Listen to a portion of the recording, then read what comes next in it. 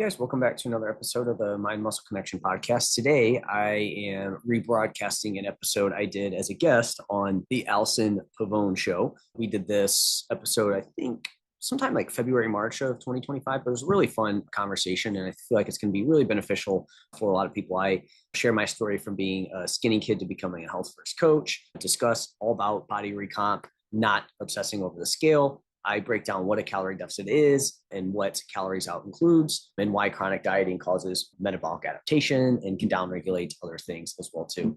I also talk about estimating maintenance in real life and how we can actually, what we need to do to actually find our actual maintenance calories, where if you're leaner and don't feel like your calories can go down anymore, what you need to do in that situation. We also talk about a lot of training stuff too, right? So a lot of hypertrophy and what women, especially over 30, 40 need to do. And this also applies to men as well too. There, discuss a little bit of sleep. And then we also talk a little bit about different diet styles, keto, carnivore, and other diets, and the pros and cons of them there, plus much other stuff in this episode as well too. So enjoy this episode. I am going to next week actually have more new guests on, again, just from a scheduling standpoint in the holiday period of time. Just it was a little bit tougher to get guests and fell a little bit behind there. So, but no worries. I already have a ton of great guests lined up. Dave Marsh is coming back on, Mike Malloy, Dr. Mike T. Nelson, setting up some other really good guests. Alan Flanagan is coming on. So really excited to share these guys with you. And like I said, still in the works of getting some other great guests on. So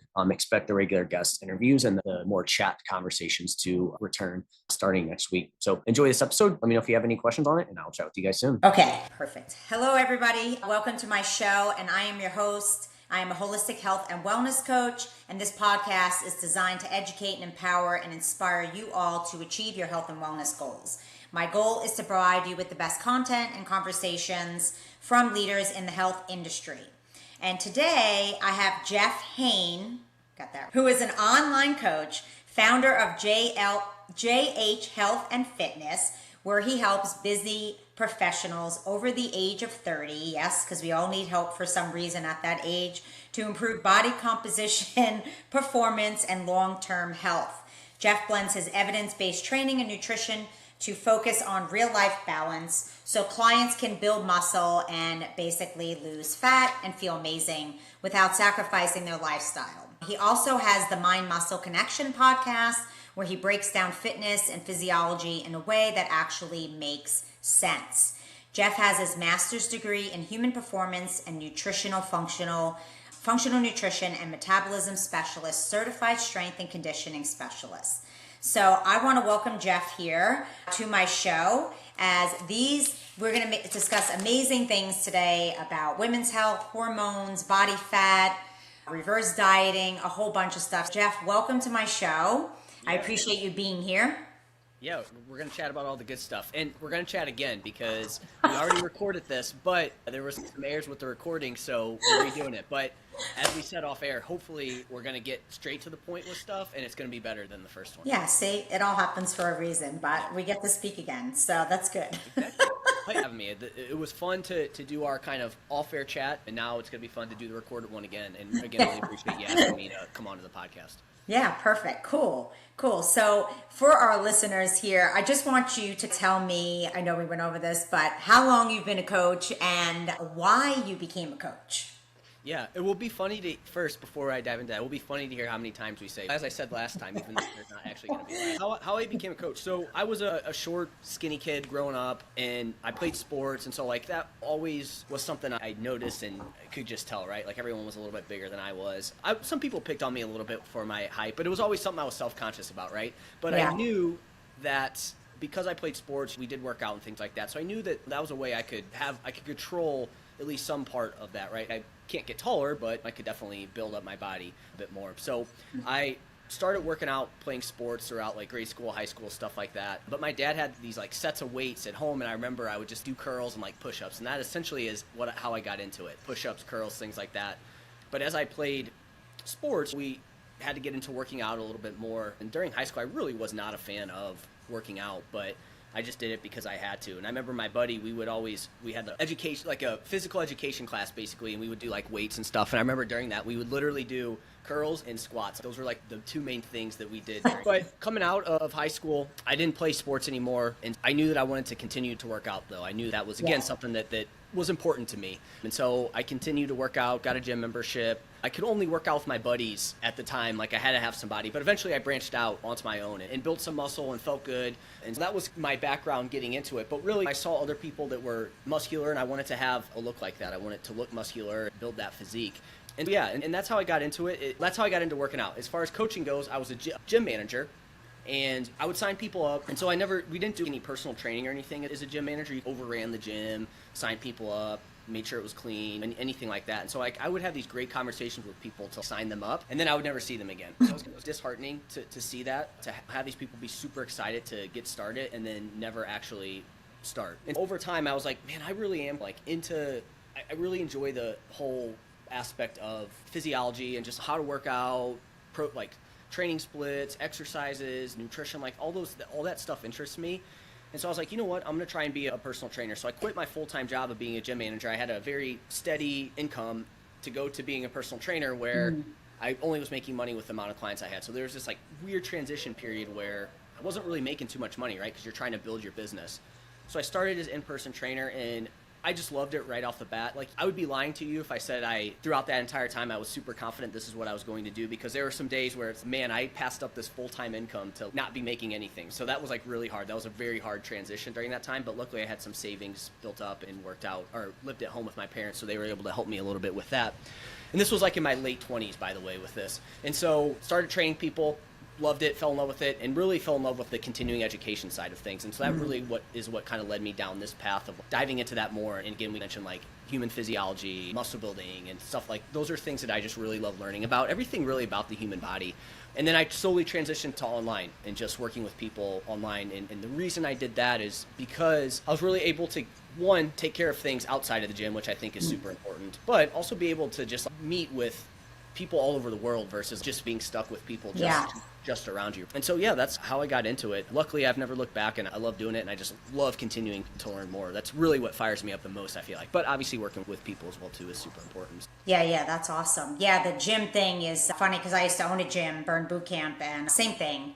People would come in all excited, and then you wouldn't see them anymore, and I would just be like, I don't get it. Being a health coach, that's the thing that I help people change, is I shift their mindset to love to exercise and love to take care of the body. And when it comes to the gym, a lot of people would embrace it and stay, but then there was those people that just were like, it's Christmas time, or it's the summer, or it's so crazy. It's not a season. It should be your lifestyle. That's why I love the coaching aspect and coaching people online, because when you coach people and you reach out, then they really start to embrace lifestyle instead of yo-yo dieting kind of thing. So tell me a little bit about your area of expertise and really truly how you help people. Yeah. So I love, as we talked about, like the body composition side of things, right? And again, most people, when they get into fitness, like it's probably from a vanity perspective, and that's okay. I think that's great, right? That's probably how most people got into it. But as you talked about, it's like over time, I feel like that shifts a little bit to more like health, and again, it just makes you feel good, right? So I think it shifts to that. But so the body composition side of things is near and dear to me, and that's the main thing that I work on there, right? So again, I like to take it from a body composition standpoint, right? Like we're looking at what your weight is made up of. Yes, we're going to pay attention to your weight, but we're really focused on your body composition. And then also I try to take it through a lens of like performance being performance in the gym, but performance out of the gym. Like I feel like if those things are in line, like if you're having good training, you're feeling good in your training, and we do things that set that up, you're going to see those body composition changes. And then also outside of the gym, and outside of the gym being like, whether that's your work, being a better parent, spouse, whatever it may be, right? Like we're also making whatever we're doing from a body comp perspective, performance perspective, you're able to perform better outside of the gym, whatever that looks like. Or maybe you're someone who likes to play in a rec league, pickleball. I like to play hockey once a week. Whatever that is, we're also making sure that, hey, you not only perform well, but also reduce your risk of injuries in that as well too. And then lastly, we're looking at, in the process, we want to work on your overall health. I want you to feel good in that process too. We don't ever want it to be something that's like, oh man, this freaking sucks, I feel terrible. We want you to feel good in that process too. And so I think that those are the three things that I try to do. And I specifically like to work with people over 30 partly because I'm over 30, and you mentioned it when you were introducing me. It just seems once we hit that point, that's when people really start to need help more. And I think it really just comes down to when we're in our 30s and beyond, like you just have a lot more going on overall than you did in your 20s. And we don't ever want to use age as an excuse. As we age, like our body is a little less resilient, so it just has changed a little bit. And it's not anything like drastic, like it's going to hold you back, but we just need to be smarter with what we do there. So those are the type of people I work with, and I try to combine all those things. And I find that focusing on those things is going to lead to the body composition changes, whereas a lot of people just focus on the body comp changes, and that's where they can get themselves stuck there. Yeah, exactly. Yeah, and I feel like I'm 50, so I feel like too, women like 45 to 50, that's when a lot of shifts change with hormones, and also your parents are growing older and you're taking care of them, or there's just so many seasons of life that change at that age. So people think they can eat and do what they did when they were 25, and we can't. I like to think of things as just like the overall stress load on the body. And when we're in our 20s, it's like the biggest stress you have, I feel, is like school maybe, or or you got broken up with by your boyfriend or girlfriend in like 2 years, right? It's like, those are like the worst things that you really deal with. Now, again, everyone's a little bit different, right? Some people are going to have way worse things that go on. But generally speaking, that's it. And then you get in your 30s, like you said, and it's like now you have kids, you have a full-time job, and our body, not only, again, is it a little less resilient, but now we have a lot of other stressors. And so we, again, just need to be smart with what we do and figure out how to kind of balance that out. And I just find that's where, again, if you just go to what you used to do, you might find yourself spinning your wheels there. And so it's just being smarter and applying things more to your unique situation and like all the stuff you have going on in your life at the moment. Exactly. Okay, so what I want to know is, I know we had spoke about this last time, but I kind of want to dive into calorie deficit, how it can affect your metabolism, because I feel like there's a lot of women that struggle with this when they hit perimenopause and they go up. And I'm sure you have many clients that come to you with this, because I know when I see your post, I'm like, yeah, that's me. Yep. When women chronically diet, especially when they hit perimenopause, we can't go outside the box. It's crazy because our hormones just are plummeting down. And people have to understand that hormone replacement therapy is obviously something that helps, but it's not a fixer. You still have to apply the lifestyle. You're not going to go on estrogen, progesterone, testosterone and lose weight automatically. It doesn't work like that. Obviously, it's going to help your body and age your body to get back to balance, but you have to fix the things like your cortisol, which is your biggest hormone, and your adrenals. And if you're not eating enough, they're going to suffer, and then your body's going to be in that inflammation mode and you're not going to lose weight, which is what I deal with a lot because I don't eat a lot of calories. So tell me how being in that kind of hurts, and how do you get someone out of that so that way they can gain their body fat loss and keep their muscle and kind of change body composition? Yeah. So the first kind of question we want to hit at is what happens when you're chronically in a deficit, right? Is that kind of the main thing? Okay. Yeah. So real quick, I'm just going to give an overview because when we talked last time, I said this at the end and I want to get this out now because I think that this can help guide everything that we ask later on. So when we look at a calorie deficit, what is a calorie deficit? So first I want to go in, it's simply put, it's calories in, calories out. But it's a little bit more dynamic than that, and I think that gets lost in social media, right? When we think simplistically about it, that's what it is. So calories in, very simple. It's just the amount of calories you bring in. Now, that can get a little confusing depending on if you're absorbing everything, your gut health, like that's going to impact it a little bit, but simply put, it's just the amount of calories you bring in. Now, calories out, that's the amount of calories you burn throughout a day. That's going to be made up of 4 distinct things, and it's going to be your basal metabolic rate, right, your BMR. That's basically the amount of energy you're expending just for basic bodily functions, like laid down and laid all day, you'd still burn that amount of calories, right? It's going to be based on genetics in terms of how many calories you actually burn.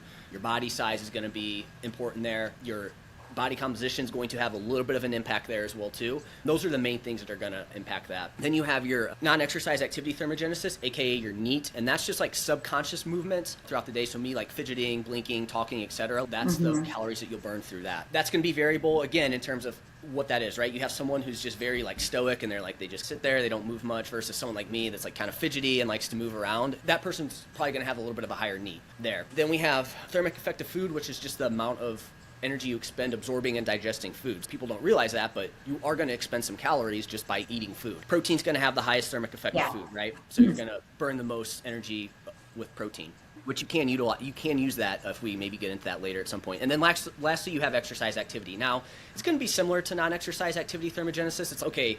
Is walking neat? Is it not? I don't think it really necessarily matters. The main thing that I'm trying to get at is you burn calories more than just like exercise, right? It's like there's other things that go into that. And so that's your total daily energy expenditure there. So to be in a calorie deficit, you need to consume less calories than you expend. And so that would be a calorie deficit there.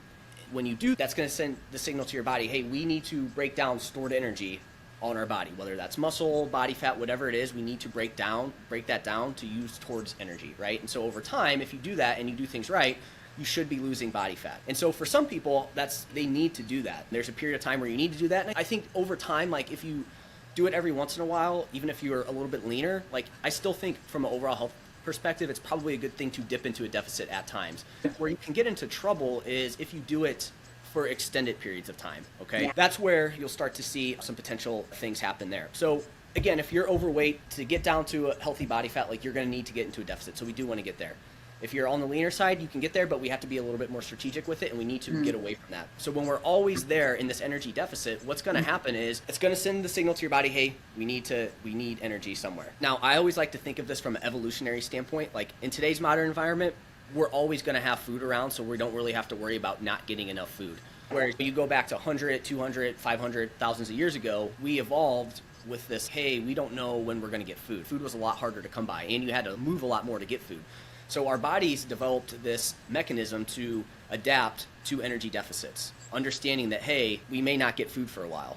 So there's going to be some things that happen in that process. And whenever I explain it that way, it makes a little bit more sense, right? Yeah. So thousands of years ago, this was a survival mechanism, right? This was awesome. But as I mentioned earlier, in today's modern environment, not so great, especially with a lot of people wanting to lose weight. And so what happens when you do this is your body starts to downregulate things that it deems not necessary, okay? Especially as the deficit gets larger and the leaner and leaner you get with it. And so things like thyroid's going to slow down, which thyroid really is going to control everything from an energy expenditure standpoint. So once that goes down, everything just slows down a little bit. You'll also find that things like meat, as I mentioned earlier, that's going to go down a little bit, right? So now we're potentially expending a little less energy there. Then we have digestion's going to slow down a little bit for there chronically. You're not going to be in the greatest position to add muscle, which depending on where you're at there, that could become problematic later on. If you do things right, you should be good there. And then obviously we're bringing in less food, and so now our thermic effect of food goes down a little bit. And then this is just going to lead to this vicious cycle of, so another thing that's going to happen is your body's, okay, hey, we're not getting enough energy. We don't necessarily want to reproduce right now. If you're not bringing in enough food, we're not going to reproduce. So this is where you start to see like women have menstrual cycle irregularities. Hormone balance gets out of whack. For men, they'll see testosterone go down, right? So these are all things that happen when you're chronically in a deficit. And all this is going to do is just put another stressor on the body. And when those things are not working optimally, everything else just breaks down from there. So that's what happens for extended periods of time. And again, to go back to the body comp side of things, you can build some muscle in a deficit, but the longer we do that, like it's going to get worse and worse over time, essentially. And it's going to be harder to do that. Your body's just going to be like, okay, hey, we don't want to adapt. We just need to survive. Yeah. This energy deficit. Yeah, I think that's where I'm at now. So how is one, because I know obviously, do they have apps where you can find out? Honestly, I have the Hoehn scale. I have a Hoehn scale, the one that measures body fat and stuff. But how would someone find out like exactly what they burn on a daily basis? Just obviously.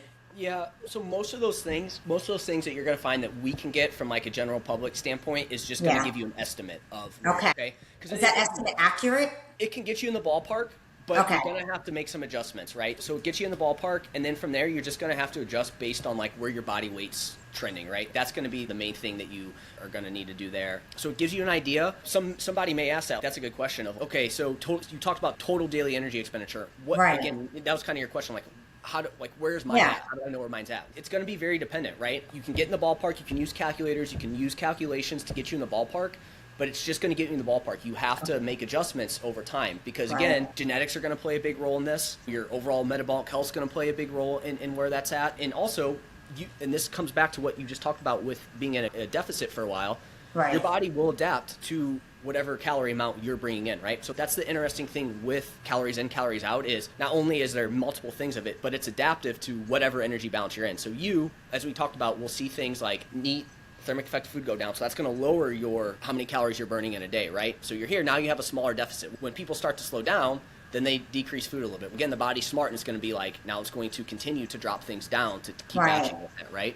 And so now this is where you run into issues where you're not getting in enough micronutrients, your body's super stressed, and you just kind of get caught in this basically survival mode is what I'm talking about there. So crazy thing with the total daily energy expenditure and how many calories you burn is it's very dependent on the person, and the current energy balance you're in is going to impact that as well too. And so again, that's where when people are in a chronic, like they eat low calories, I always tell them that's your artificial maintenance calorie range now because you dropped it down. Now the cool thing with this is if you do this for a while, your metabolism is not ruined, it's adaptive. So you can adapt it back up, but we have to look at the inputs to get it back up. And I remember we talked about this last time, that's where a lot of people get themselves stuck is in the state. So they have this artificially low maintenance calories, and that's because again, their body's just trying to, from an evolutionary standpoint, it's just being thrifty with its metabolism essentially for a survival standpoint, which again, we know that in today's modern environment, that's not a concern, but it doesn't know, it still thinks it's living thousands of years ago. Yeah, it's so crazy how the body just knows what to do. But so for instance, I think my basal metabolic rate is like 1158. So that would be like the 1158 or whatever. But then I burn anywhere between 300 and 350 depending on what I do for workout.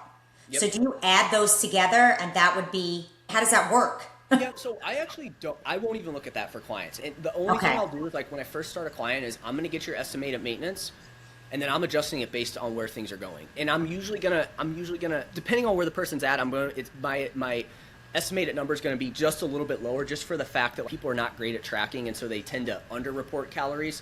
So I'm just going to underestimate that a little bit. But what I'm doing there is, okay, so we have your estimated maintenance calories. Now you're going to start tracking. We're going to see where things are trending, right? We're going to look at your body weight here. So if I give you your estimated maintenance calories and over weeks, not just one day, not one day you're 156 and then the next day you're 157, okay, you're not in a surplus, right? I'm not concerned about that. I want to look at least 3 weigh-ins per week under the same conditions. We want to take that average, and that average for the week, I want to see where that's trending over time. And that's going to tell me what your total daily energy expenditure is, right? So again, let's say I give you 2,400 and you're logging 2,200, and we see your weight staying around the same. It's one day it's 156, one day it's 158, then it's 157, but it's staying within this range over 3 to 4 weeks. Yeah. You're at your maintenance calories then, right? Whatever that is, that's your maintenance calories. There's a lot of, again, we're relying on tracking, which I said is not great. And so there is a lot of, I'm just looking at the trends in the data, and that's how I'm making my adjustment. So let's say that person I said 2,400, they're eating 2,200. They're eating 2,200, or let's say they're eating 2,400 calories from what they're logging.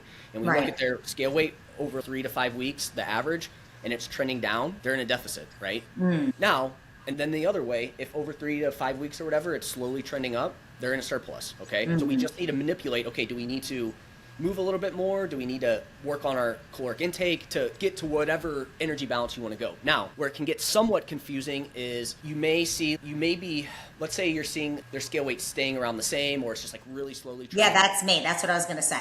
Yeah, that person could potentially be in a deficit, but that's where now we have to look into other things, which we're already going to be looking at, are like measurements, how clothes are fitting, because some things could get masked in that if somebody comes in and they have a lot of room to build muscle, or whether that be they have low muscle, they have a lot of body fat, or they just their methods haven't been great, and you get those dialed in, people can, like I talk about, simultaneously lose body fat and build muscle. Now, this is all on a sliding scale depending on where you're at, but sometimes that can happen, so you just have to make sure that if you're there, it's like, to me, that's a great spot to be in, whereas a lot of people would see that and they're like, oh, I got to slash my calories because I want to see my weight trend down. So you do have to be careful a little bit, but generally speaking, I have found that to be the best way to figure out if you're in a deficit or not, or whatever energy balance you're in. Okay.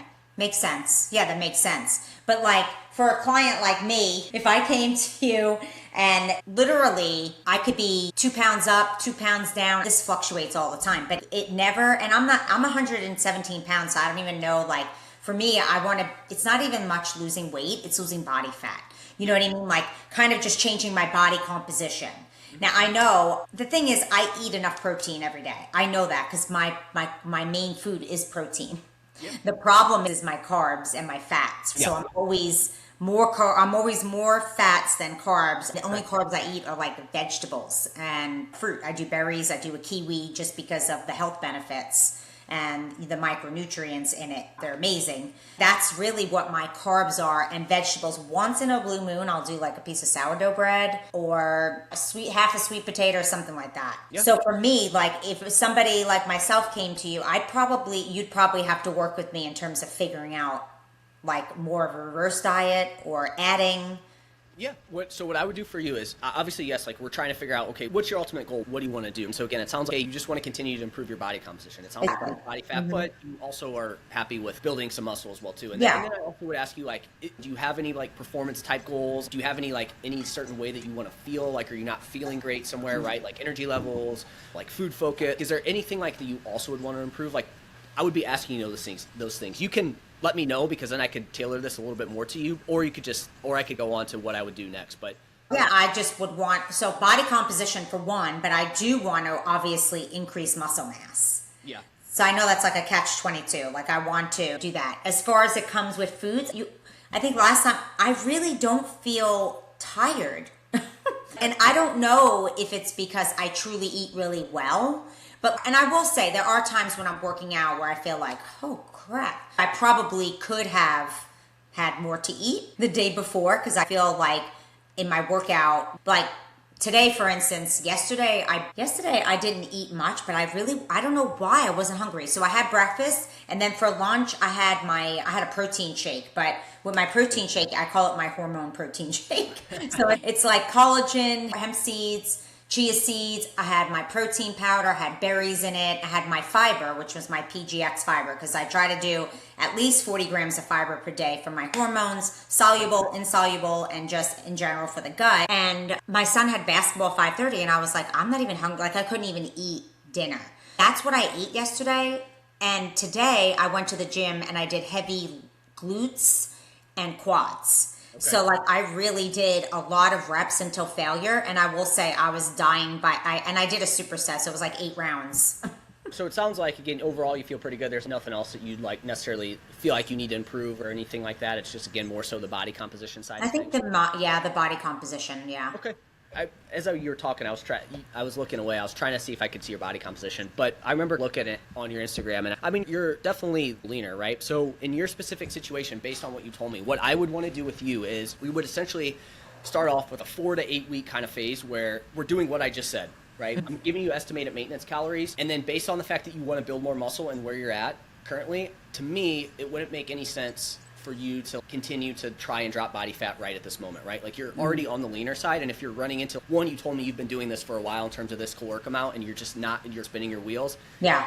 And again, like we talked about on the last conversation, you have a high energy output, like you like to move a lot and exercise and things like that. To me, it would not make any sense to put you into a deficit right off the bat. Like for you, I would want to reverse diet, right? Where we do build up we would go into a building phase, but it would be like not necessarily hey, you're going to gain a ton of body fat building phase. It's like, hey, we're going to build your body up, so then that way you can get here, and then now you're at this better place overall where your body's going to be more receptive to a little bit more fat loss. But you're also going to have the benefit of, we're really going to maximize your metabolism, but then also potentially add some lean body mass in that process, right? Because again, your body right now where you're at is probably just, we're doing a lot, we're not getting a ton of food in, so we need to it's not in the best position to where it wants to build muscle and optimize your metabolism is what I like to say there. So for you, we would do like a reverse diet where like I would have you start tracking, see where your weight trends, and then from there, we would just see, okay, so, hey, your weight's here. Let's maybe bump it up a couple hundred calories. Let's see what happens. Because, again, so what happens in this situation? We do that. We bump it up a couple hundred. Maybe you see scale weight come up a pound or two, like the next day, the next couple days. I'm not concerned about that. Like, anytime you add a little bit more food, like, you're probably going to see your scale weight come up just a little bit. But, it's not body fat. It's not going to happen that short. It's just maybe a little bit more sodium, maybe a little bit more food, glycogen's a little bit higher. And so that happens, and then we just see what a lot of times when I do that with people who are in your situation, they'll find that they actually, like some people will see their weight come up, some people will see it stay the same, and some people actually see it come down a little bit because the body's, holy crap, all right, we're getting in plenty of food, and it kind of takes stress off the body, and it just, best way I can describe it, just relaxes. And so you do see weight come off a little bit. But in a lot of situations, people will see their weight come up a pound or two, and in that situation, what happens when they see that, now they go back to dropping their calories because they're like, oh crap, I gained all this weight, I gained body fat. So that's not the case, right? So we kind of have to stick with it. And so what happens is you see that maybe it stays the same, but maybe it just stabilizes a little bit and it comes back down to where you were at. So we would go there, just see how you're feeling. And now you're like, oh crap, all right, I'm feeling a lot better in my training. I'm able to push my training a bit more. And then we would just keep bumping up until we get to this point to where it's, okay, you're at 14. How many calories did you say typically? So I keep my calories at 1,300. 13? Okay. So let's say we bump it up to 1,500. You do that. You see it come up a little bit. I'm like, hey, Allison, everything's okay. You're good. You're feeling better. All right. You stick to it for another week or two. And again, the average weight is about the same. Maybe it comes up a little bit. And then from there, again, now maybe you start to see it come back down after 2 to 3 weeks, right? So now I'm like, okay, hey, now we need to bump your calories back up a little bit, right? Maybe bump it up 200 calories again now at this point. Because again, just as your metabolism will adapt down, it also adapts up. So when it senses more energy, it will become a little less, I guess, greedy with the amount of energy. Now it's going to be like, okay, cool, we can expend a little bit more energy. We're getting more energy in. So again, you'll just see it do that, where now we bump you up to 1,700. Again, maybe it went down like half a pound, but now back up just a little bit. But again, it stabilizes, and you're still, if you were at 117, maybe now you're still between 117 and 120. But you haven't gained any body fat in this process yet, right? You said 120 and I went. And again, we would have conversations around that, right? Like I would be filling you in on, hey, here's what's going on. Yeah. So again, you do it. And then I've seen it to where some people can build up to 2,400. Oh, again, could be 2,000, but whatever it is. At 120, I would say probably closer to 2-ish thousand, give or take a little bit. But now your body is just, now you're able to eat more calories. You feel better. Your body's in a better position to now add muscle. And if we did this right, like you didn't really gain it.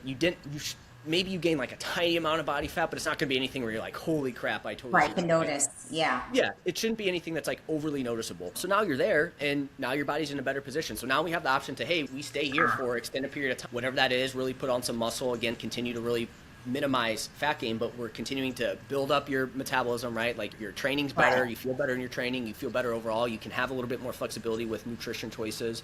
Right. And then we have that option of, okay, you've been here for a while now, do we want to maybe do a deficit? How long would you keep somebody in that increase of a reverse diet? Like you just said, would keep you here. Is it 6, 8, 10 weeks? Is it, or based on the person?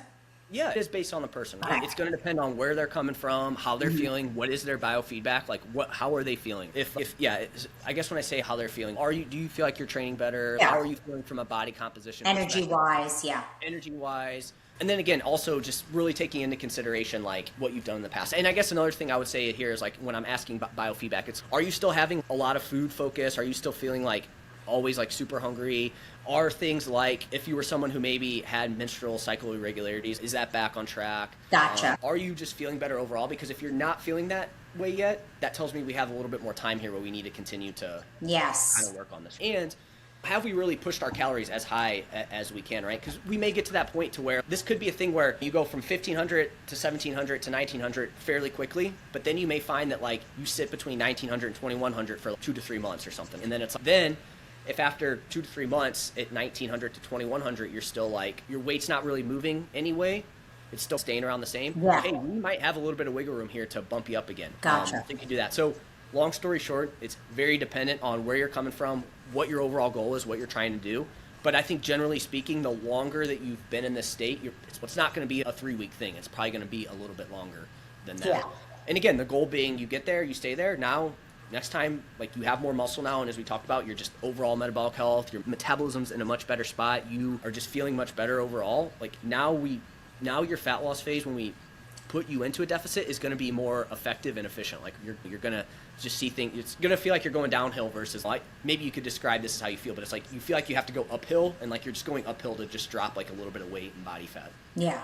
Okay. Makes sense. I need to do that. Now, if I could just get my mind to process the weight thing, I'll be... That is the hardest part, getting your mind around it, stepping away from the scale. And I think that's where definitely having somebody interpret the results to you and like just talk you through it can be super helpful. But also, again, people hear this and they think they're going to have to gain like 20 to 30 pounds. And it's okay, that's not the case. Yeah. In this whole process, let's say it lasted 6 months, you probably would see anywhere, and again, remember, this is going to be anywhere, and this is going to be dependent on how your body composition is, what's going on, anywhere between 5 to 10 pounds, maybe higher. But I've had many clients, you hear that now and you're like, oh crap, that seems like a lot. But a lot of times clients will be like, I actually feel really good, training's going really well, and I really don't feel any different from a body composition standpoint. Especially if we nail, this is the key part of all this too, on the way up. especially if we nail our inputs, and inputs being our training. Are we sending the right signal with our training? Nutrition, you're able to eat more calories, but you have to be careful with being overly flexible with it. It's like you're still getting a good base, we're still getting in enough protein,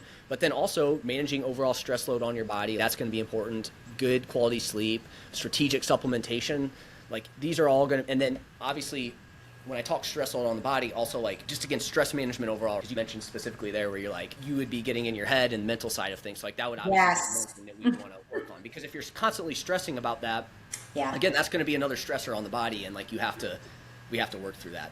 Also, again, like making sure your circadian rhythm's in a good place, like you're not totally screwing things up there. So the inputs in this process are like those need to be nailed down. You can't just increase your calories and then be like all willy-nilly with everything else. And that's where I see most people go wrong when they try to do these phases. They're all in during fat loss and when they're restricting their calories, but the moment they get a little bit more calories to work with, they're just like, whatever. And that's truly where people mess this phase up. And then when I increase calories, I just gain a bunch of body fat. Is it the calories that are the issue, or is it your inputs that are the issue? Exactly. Yeah, true. One more thing I want to say on this. Somebody in your specific situation too, you would not be in a good spot to, if we fat loss diet like right off the bat, one, again, it would be feeling like you're going uphill. So you'd be getting frustrated with that as well too. But then second, because of your current body composition and where you're at and what you've done like previously leading up to this, you would not be in a good spot to be someone who could add a little bit of muscle in a deficit, right? You would not be that person. You need to get to that point to where your calories are a bit higher for your body to feel best. Yeah. If you do things right, you eat enough protein, you train like you shouldn't lose any muscle that you currently have. It's just going to be really hard to build any at that point.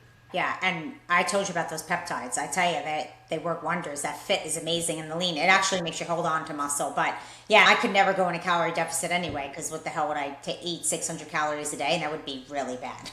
Yeah, and that's the other thing too, right? It's like there just comes that point of diminishing returns where it's okay, now trying to drop my calories even more is just going to be a challenge in of itself. Yeah, it's impossible. Then I'm in more of a problem. You may be at that state that I talked about of this like artificially low maintenance calories, right? Where you're at like around 1300, and that's where your body has adapted at. And so like now we have to figure out, okay, how to work around that. In most situations, it's going to be, hey, let's try and increase your calories a little bit. But again, I would never be like, go eat 2,500 calories. Yeah, you have to incrementally add. Yeah, for sure. I will, if somebody does a fat loss phase, let's say we do this, we build you up, then we do a fat loss phase. What I would probably do for you on the second kind of go around of increasing your calories back up, I would probably be a bit more aggressive that time around. Like instead of going from like 1,300, and this is all theoretical, going from like 1,300 to 1,500, and maybe like, hey, let's go to 1,300 to 1,700. It might be a little bit more aggressive because we have a better idea of where your kind of like actual maintenance is at that point in time. Yeah, makes sense. Good, I'm glad I have clarity on that, because that's a rough one for me, and I need help with that. Okay, so here's another question. I want to talk about sleep and basically really the importance of sleep and recovery, but also days of lifting. I know I get this question all the time, especially from women. I mostly tell them to definitely lift at least 4 days to see results. But I know everybody's different, but should we lift 5 days? Should we lift 6 days? Should we have a rest day? Should we have a rest day in between? How does that work? Because I don't teach people lifting. I teach people habit change. Totally different. Okay. Yeah, no, absolutely. So as you said, and I'm sure you remember this from last time, like there is not going to be some magical like amount of times, right? We need to take everything into consideration. We need to take your goals, your recovery ability, just again, overall stress load on the body. So like somebody that has a ton of stress, you don't want to necessarily be like have the most amount of muscle ever. We may adjust how many days you train. That may look different than someone who's eating enough calories. Their overall stress load's fairly low. Like they have good recovery overall. You could probably push them a bit more. So I generally like to say at a minimum, probably two per week. I find that most of my clients end up being between like 3 and 4 days per week of resistance training, of weight training, where we're trying to typically build muscle in that process. So 3 to 4 days, but as a minimum, say you have a ton going on and maybe you just aren't a huge fan of weight training and you don't necessarily want to have the most amount of muscle ever, you could go as low as 2 days if things are structured in the right way, okay? Right. Again, it really comes back to your inputs. Are we training effectively? Are we picking the right exercises? Are you training like hard enough in that? Like those end up being the most important things versus like how many days. But I think you're in that sweet spot if you're anywhere from like 2 to 5 days. So I think we talked about this last time, but for you specifically, it's like if you enjoy weight training and everything like that, you're probably going to be closer to that 4 to 5 days per week because you enjoy that. And so it really just depends on all those factors, what time of life you're in, how much muscle you want to build. And then I also like to have some clients do some sort of conditioning. So it's like we're also going to stack that on top of it as well too. But from a weight training perspective, you can really get away with a lot less than you think. I think the big thing that we want to avoid is this like ton of output with really low caloric intake. That's that range that we want to be careful with. So generally speaking, the lower your calories are, you're unfortunately like training volume is probably going to have to be a little bit lower. Overall there. Yeah, that's me. I have low caloric intake and a lot of exercise. Terrible. All right, that makes. What's that? Quick on that. That's not inherently bad. It's just for extended periods of time, that's where you're going to potentially run into some issues, right? You can do something like, you could do really anything to the body in the short term, but long term is where you have to look at the sustainability. Something like falls, like, yes, somewhere along the lines like that will come back to bite you eventually. In the short term, you can really do anything for 3, 4, 5 weeks at the end of the day. Yeah, I know. Yeah, I know. Was there anything specific you want to know about the resistance training sessions, like what that looks like or anything? I think you asked a few questions. Yeah, sure. What does that look like? Because I know for a lot of people, especially women, they're like, what do I work out? What do I do? I know for me, I'm at my age, I pretty much do reps until I fatigue and I usually go heavy. So if that looks like it's 9 reps with 40 pounds or whatever I'm lifting, then that's what it is. But how do you typically handle that, and how do they work it out? Like back and glutes, or like how do they rotate that? Yep. So first, it's going to be dependent on how many days per week you train, right? If you're training twice a week, it's going to be some sort of full body routine, right? Just because that's, you're just not training enough. 3 days, I like to do something, and you can structure this a little bit, but 3 days per week would be upper, lower. On that lower day, we might do a little bit of upper, like some delts or something like that, right? Depends on exactly what you want to do. And then we would have a full body day, right? So that's kind of how a 3-day routine would look like. 4 days is typically going to be like an upper, lower, again with a little bit of upper on that lower day, like delts, stuff like that. Off day, and then you would do another like upper, lower. And the cool thing with this is you can structure it based on what you want to see the most progress in, right? So if you're more lower body focused, then you do lower, upper. If you're more upper body focused, you do more upper, lower, upper, lower. Right. Same thing with the 3-day split. If you're more lower body focused, do lower, then upper, then full, right? And then 5 days, that's where it gets a little like flexible in terms of what we want to do. Typically with 5 days, we're going to look at like that last day is probably going to be a little bit more focused on the things that you want to do, or it could be something like a upper, lower, off, upper, push, pull type situation with that, right? So that's where it can get a little bit more confusing there in terms of 5 days, but that's typically how I'll do it. And then again, 2 days per week would be full body, right? Like you just do full body there, and each day would have whatever you do in the beginning is going to be what you're going to prioritize, and so that's what we would stack up and prioritize within those exact workouts. But you hit on it, right? Like in terms of rep ranges, I say anywhere from 5 to 15 reps, 90 to 95% of the time, making sure that you're training pretty close to failure, right? Not necessarily just getting your heart rate up, but like actually taking the muscle to like close to failure, which I think is a skill, and that takes some time to develop. You're not going to get there, but also remember that if you're not really doing any resistance training leading up to it, like anything's you're going to see results from, right? But as we get more advanced and we progress more, we want to spend a lot of our time closer to failure. Maybe you don't do that every single time, but you want to get close to it. You want things to be challenging. And then over time, you want to see things improve.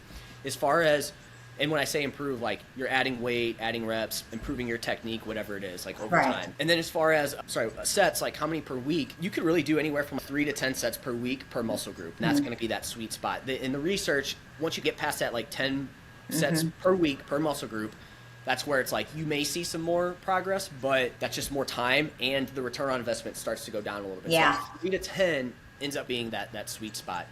And then I'm trying to hit each muscle group twice a week. So if you do quads, you just want to try and get it twice a week. And if you think back to how I explained the programming, it's like if you do 2 days a week, you're doing 2 full body days. So you're going to be hitting your quads. Yes. You do the 3 days, you're going to be hitting your quads twice. You're on that lower day and then on the full body day. Exactly. So we're hitting each muscle group twice a week. And that's kind of my checklist that I go off of. And then obviously we'll adapt it to however many days you train, goals, etc. There. Yeah, makes sense. Yeah. Lighter weights, heavy weights, what do you think? Are light weights good for you to do? Because you hear so many things like, hey, if you could do 25 reps with light weights, say even shoulders or whatever, because obviously you're going to go lighter with them than normal. Is that something good to do, or should we just use a heavy weight and try to get as many reps as we can? Yep. Good question. So the biggest deciding factor is going to be how close you get to failure on that. In the research, they have shown that people have built muscle anywhere from 3 reps all the way up to 30. And it's not like you just get to 30 and it just drops off. Like it's probably going to you're going to get diminishing returns. So you could go further than that. But the one constant that is the most important is how close to failure you get. Okay. Now, Here's where it gets tricky though. I said 6 to 15 reps or 5 to 15 reps, whatever. Yeah. And the reason I said that is because once you get past 15 reps, what ends up happening is, yes, you may feel like from a cardio standpoint or just you do a lot of reps, like that's fatiguing, it's boring, like it's boring after a while, but you never take the target muscle. Like it's a lot harder to get close to muscular failure with these higher reps, okay? And it's just a lot of time training. So it's almost a little less inefficient to do it that way, okay? So that's why I say 6 to 15 reps, because it's gonna be easier to get to muscular failure. And if you go, say, sub 10 reps, 8 to 10 reps, you can actually get away with keeping a rep or two in the tank, and you're gonna see a little bit more progress. Whereas when you get to these higher reps, it's pretty important to get close to failure with those specifically, right? So you can start to see where you can incorporate those, but it's just a inefficient way to train for muscle growth. You're still going to get some sort of adaptation. Like I think we talked about this a lot last time, but like any sort of exercise is going to be beneficial. But again, if we're specifically looking at trying to build muscle, that's where we need to be with that. But again, it's contingent on, hey, you're training close to failure, but it gets harder as you get higher and higher with your reps. And people just are not as good at gauging muscular failure as they get higher with that. Yeah, that is the truth, for sure. They can't gauge it. And they don't even know they can get 1 or 2 more out, and they're just like, I'm done. Yeah. Okay, so let's talk about sleep and recovery and how important it is. And what are things that you do with your clients or things that are important for that with muscle recovery and just recovery in general?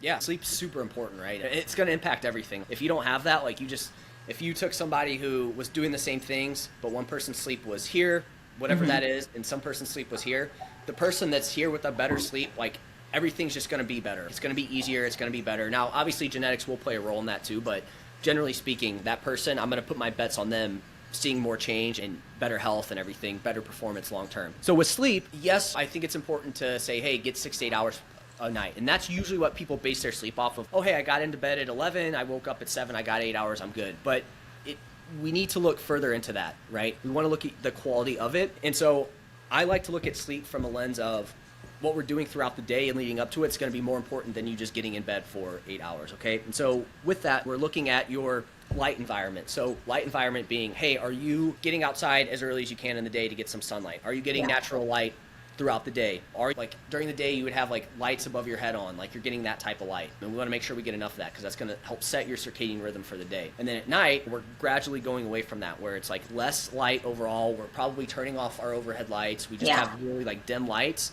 And we're trying to avoid our screen, like as much blue light as possible during that time. And that's going to help set you up for good quality sleep. So if you're someone who listens to this and you sit on your phone before bed, bad. It's going to impact you. Yeah, it's going to impact your ability to fall asleep, but also get good, deep quality sleep as well. Okay, so that's the one thing that we're looking at is your light environment, what that looks like.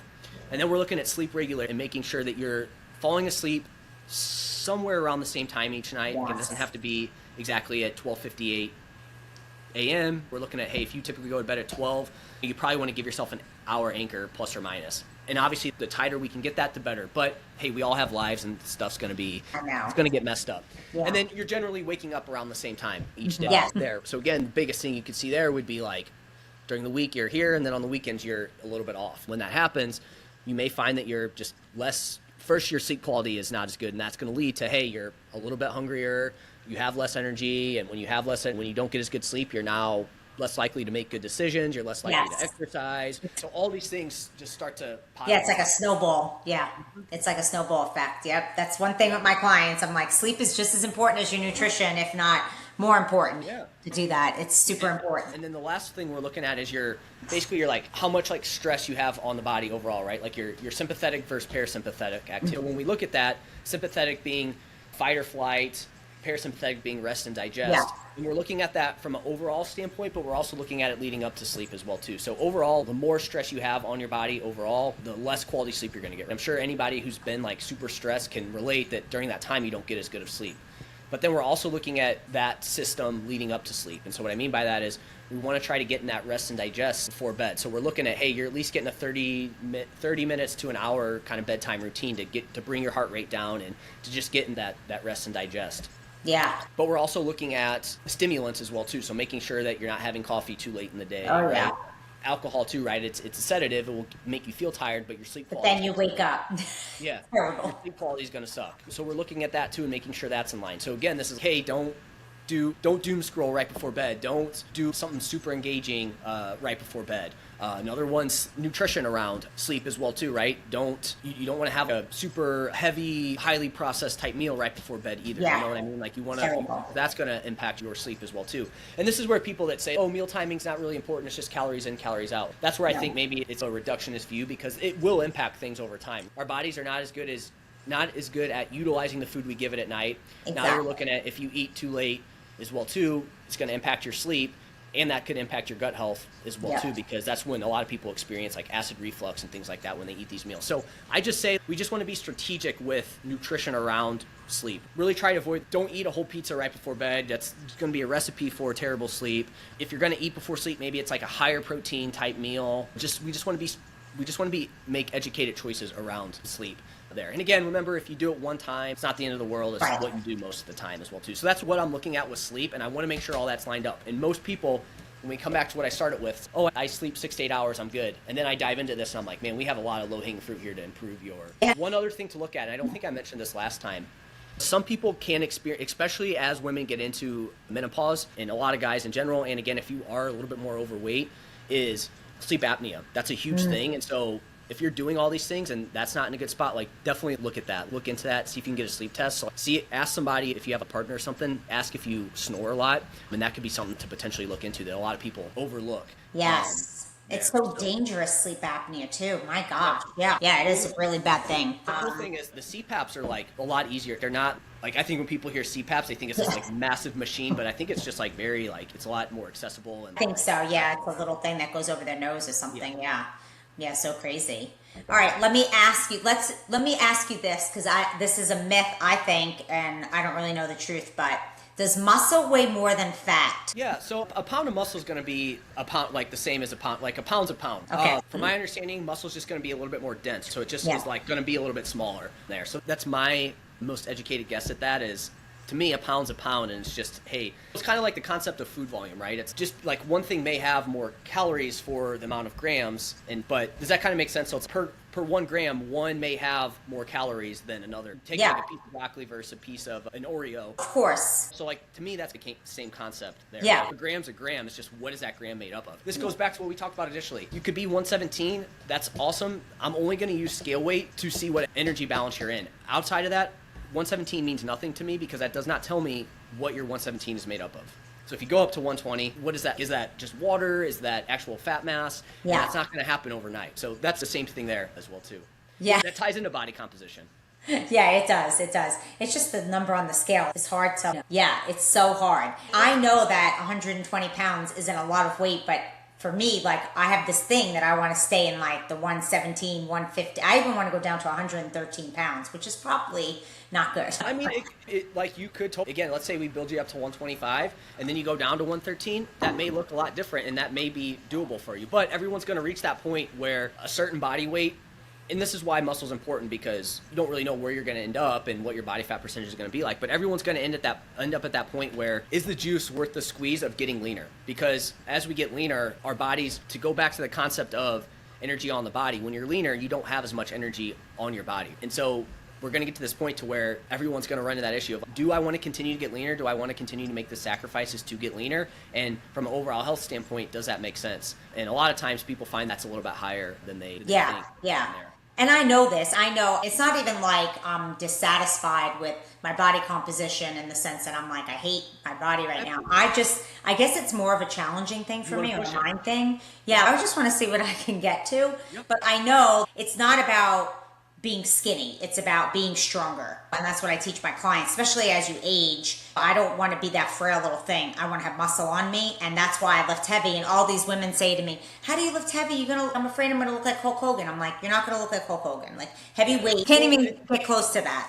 In that situation, that's another thing we need to factor in, right? You get that, let's say you got down to 113 and you feel lean. It's okay. Is it now worth it for you to continue to eat in this amount knowing that, hey, as you get into your 50s and beyond, especially from a female perspective, you need to provide enough nutrients from the bone health perspective as well. Right. So you need to just weigh those things. And so that's why with women clients, specifically over 40 to 50, like I really try to avoid being in a deficit as often. Yeah. I really try to be in a deficit as little as possible for that reason. Yeah, because hormones totally need the support. And that brings me to this question, which is funny because people will always tell me, like, how do you feel? Because I know how I feel about fad diets or the carnivore or the paleo or the keto. And people will say to me, I know people will say to me, why don't you just do a carnivore diet? Because I'm 50 and because my hormones need fiber and need support of carbohydrates. That's why I don't do a carnivore diet. And for me, it's just not supportive. So how do you feel about that when people ask you like, hey, Jeff, can I do a carnivore diet? Yeah. I like to break it down just like you said, right? Where it's okay, why do you want to do it? Yeah. What's the rationale for it? Is it because you saw somebody do it and that's why you want to try it? Let's break that down, right? So a good example is I saw a Facebook post, AJ Brown, he's a wide receiver in the NFL, okay? And he showed what he ate in the off season, and it was a carnivore diet essentially. And I'm just like, okay, I just wanted to break this down so people could understand that, hey, carnivore diet could be something that we utilize as a way to decrease body fat because it's going to get you to eat a little amount of, you're going to consume less calories because it's so high protein. But as you mentioned, it's going to come with some risks. It's not like there's no fruit or veggie in it when it's like we need those micronutrients, we need some fiber. AJ Brown is a NFL wide receiver. He trains a ton, so his performance is not going to be as good as it can be if he does that year round. You could adopt a carnivore style diet. I think the principles are there. It's like high protein. I think that's great. You don't have to just eat animal meat, but I think there's some benefit of consuming some animal meat. So I think there's good principles there, and there's good principles to every diet, like fad diet. It's just, okay, do we absolutely have to eat that way? Most of the time it's like, no, you can make it your own. So it would depend, but I never have been like, yeah, go do a carnivore diet. It's usually, okay, let's do a carnivore style diet, but let's include these things that I think are important. But also, again, like making sure that the client feels good in that process. I've heard a lot of people that eat like a carnivore style diet, their like gut health just goes down the drain. Yes. When it's okay, that's probably not going to be a good thing long term, so we need to look at that. Same thing with keto. I grew up with, keto's terrible. Like, why would you ever do keto? You just need to eat carbs. But to me, there's time and a place to be lower carb. It just, again, depends on what you're doing and where you're at. Yeah. And so I think things like that can work. But again, instead of like full on keto where we're just eating like super high fat and like moderate protein, can we do higher protein, moderate to high fat, and then we can keep carbs low, but we're still getting in some like fruit and veggie. And from a fat perspective, we're still like eating good quality fats, like your omega-3s versus just like bacon, and how a lot of people will typically end up doing a keto diet. Yeah. Bacon, I think like bacon, cheese, like super fatty meats, like that's how I typically do it. So I think you can take a positive from every single fad diet. Yeah. But I just don't ever see the point of like strictly following that unless there is some sort of there's a medical. Yeah. If one of my clients have diabetes, I'm like, we're going to keep you under 50 carbs and you're going to do basically a high fat protein diet just because of their blood sugar. Yeah. In a lot of cases, obviously I think something like diabetes, you're obviously not trying to fix their diabetes as a coach, but they do have a serious medical condition. I'm not going to be the person you need to go see. I need to refer you out. Yeah. Mostly, honestly, I've had diabetic patients where they've come off their metformin because they've stopped eating, but they come to me and they're eating processed food. And exactly. I mean, their carbohydrates are like 300 grams a day. And I'm like, that's why you have diabetes. But they're not eating the good carbs, obviously. Yep. Yeah, exactly. There's always, I'm sure that person probably could improve their sleep. They could probably exercise a bit more too, right? It's like all those things. Oh, yeah, absolutely. We're going to make it better. Yeah. Cool. All right. So I think we pretty much went over everything. I think we went over a little bit more in this episode, which I'm super happy about. But where can people find you on Instagram? And I'm going to put that in the show notes. Yeah. So there was one thing that I know we talked about last time. Yeah. Do you have time to chat on it real quick? Yeah. Okay. We talked about in the process of increasing your calories. I know one of the things you brought up last time was, hey, that seems like a lot of food. Like, how would I eat that amount of food? And I think that's a good conversation to have because you can see somebody that hears this and they're like, I want to try and increase my calories. And they're going to try to eat the same way that they have been eating when they're eating 1,200 calories, right? Like super high food volume, good, healthy foods. But where you can run into a problem is I've seen this a lot where I'm like, okay, hey, let's increase your calories. And they're like, man, I just can't eat that much food. And I look at their food log and it's literally like cauliflower rice, ton of veggies, high protein, just like very satiating foods. And I'm like, that's why we need to start to add in a little bit more calorie dense type food. And I don't mean, again, just adding in pizza. I'm like, okay, maybe instead of eating a plain chicken breast, maybe we can throw in maybe some chicken thighs. Instead of cauliflower rice, maybe we switch to rice if you can handle it. Like, we're just making small choices like that are gonna, it's almost the opposite of what you would tell somebody who's like over consuming calories. It's, hey, let's find high food volume foods. For that person, it's like, hey, let's try and add in a little bit high calorically dense type foods. Not maybe high, but at least moderately higher caloric type foods, because that's gonna be easier for you to actually consume. Maybe we are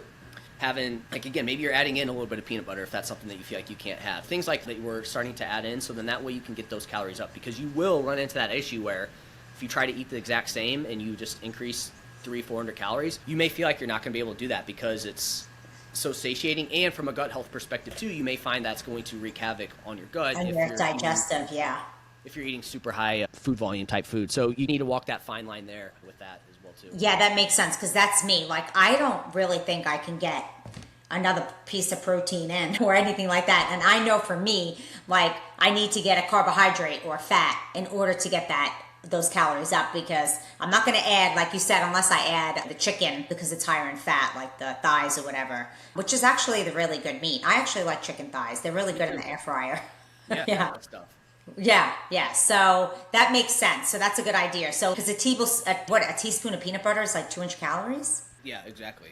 It's insane. That's why I don't eat it. And that's why when people, they say that, hey, I'm eating like X amount of calories and things aren't really changing, I'm always like, it's so easy to overconsume calories in today's modern environment. That's with all the processed food, there sure is. Yeah, it's, you can go out to eat, and if you can get a meal under 1,000 calories when you go out to eat, that's hard to do, right? So it's, man, it's so easy to consume calories now. And again, that's that mismatch that I was talking about of hundreds of years ago, right? Where it's, you had to expend a ton of energy to go get 500 calories, whereas now you don't have to expend any energy and you can get 3,000 calories in a matter of 5 to 10 minutes, right? We just completely have hijacked our brains, essentially. We totally have. Now look, like my breakfast yesterday morning, because this, but it was 281 calories. Yeah. But I had a lot of protein. I literally had 50 grams of protein in the morning. Yeah, that's good for that. If somebody was trying to drop weight and trying to control their caloric intake, like I think that would be great. If you're eating that amount and like having trouble getting your calories in, I'd be like, all right, maybe we go closer to 40 grams of protein, and then you're eating some sort of carbohydrate with that meal to increase. Now, it was like I had my collagen in my coffee, but I still consider that's protein. Would you consider that? I would, unless, let's say you're getting 110 grams of protein per day and 20 or 30 of that's from collagen. I personally would want to bring you up just a little bit more. One scoop. So it's 10 grams. It's 11 grams of protein in my collagen. And you're eating what? How many grams of protein per day? Yesterday I had 120 grams. Okay. For what you're trying to do, like you're fine. Like I think you're fine. Now again, if you're getting like 20 to 30 grams of collagen and you're getting 120 throughout the entire day, I'd be like, hey, I ideally probably want to see you bump that protein up to 150. Reason being, collagen's going to be great for like joints and you know, some research around that. But in terms of like from a body composition standpoint, like muscle building, it's not going to be good for that. So that would be the thing. Aminos, correct? In collagen? It doesn't have the full amino acid. Profile. Yeah. Okay, cool. Now my protein does, which I do a scoop of that in my coffee too. Yep. Yeah, and I love my protein powder. It's amazing. Yeah, okay. So that makes sense. But I literally eat vegetables, eggs, my kiwi, collagen, protein powder. So I do get a significant amount in the morning. Protein. Yeah. And then in the afternoon, I always do that. What's that? That's good. I think that's a good, that would be a habit that, let's say we did get you to increase your calories. Like I would still have you keep that habit. It would just probably be adding in like some sort of peanut butter. Carbohydrate. Peanut butter, some sort of carbohydrate, English muffin, things like that. Like whatever. Sourdough bread. Sourdough bread, yeah, something along those lines. Just get some carbs in. I'll do that. Yeah, or an Ezekiel. I use the Ezekiel bread. They have those English muffins. Yeah. Yeah, because I'm an ingredient girl. Like I can't eat English muffins. And hey, that would obviously be something we would take into consideration, right? If you were like, hey, I want Ezekiel bread or like something, again, a high fiber type bread, we just have to weigh that out of, okay, maybe then we need to switch to a sweet potato or something like that. Exactly. Yeah, which I do in the morning too sometimes because I make one. Yeah, cool. All right, well, I think this was a really good conversation overall. I think it was better than the last one. Yeah. See, everything happens for a reason. Exactly. But where can people find you on Instagram? I know, but for them, and I'm going to put it in the show notes. Okay. Yeah, Instagram, Jeff, HOEHN_. Most active there. If you have any questions on this podcast or anything, you can just reach out to me. And then my podcast, The Mind Muscle Connection, those are the two places I am most active. And again, I really appreciate you having me on, and I'm glad we could make this work again. Hopefully the recording's good this time. No, listen, if it's not, something's going on. No, we didn't get any notifications this time, so we should be good. Yeah, I think it'll be good. Yeah, that's the only time I've ever seen that. It was crazy. Yeah. All right. This is great, guys. If you like this podcast, and please subscribe and share it with your friends. As the more people like it, it becomes more noticeable. And that way, these conversations can help a lot of people out with health and wellness, especially confusion along the way with all the things that we have on social media. So Jeff, thank you again for coming. And we'll talk again soon, hopefully. Maybe we talk about some other stuff in the future. Absolutely. Thanks for having me on. Love to You're welcome. Thank you.